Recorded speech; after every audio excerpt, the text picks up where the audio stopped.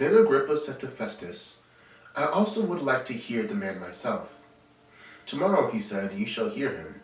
So the next day, when Agrippa and Bernice had come with great pomp and entered the auditorium with the commanders and the prominent men of the city, at Festus' command, Paul was brought in. Acts 25, verse 22 and 23.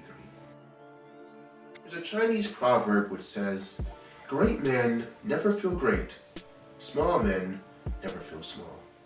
It's an interesting visualization of the occasion described in our text.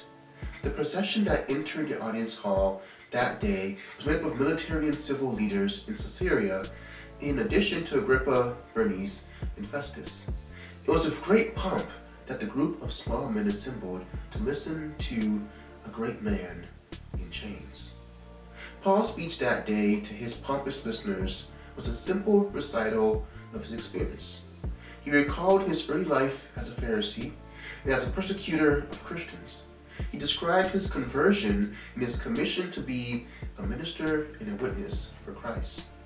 He recounted his experiences as a minister of the Christ gospel, including the bitter opposition of the Jews. When interrupted by Festus, who shouted, Paul, you are beside yourself. Much learning is driving you mad.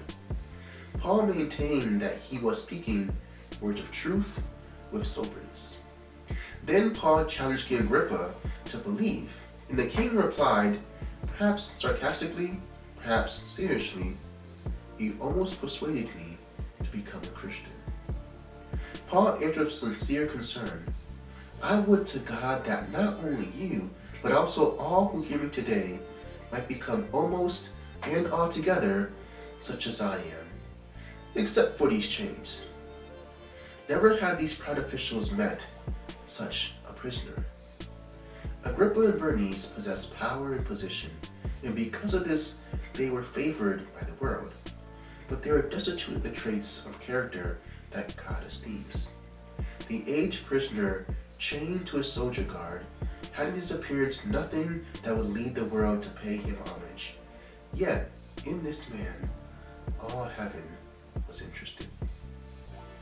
Power and position don't make a man, but the power of God resting upon one does.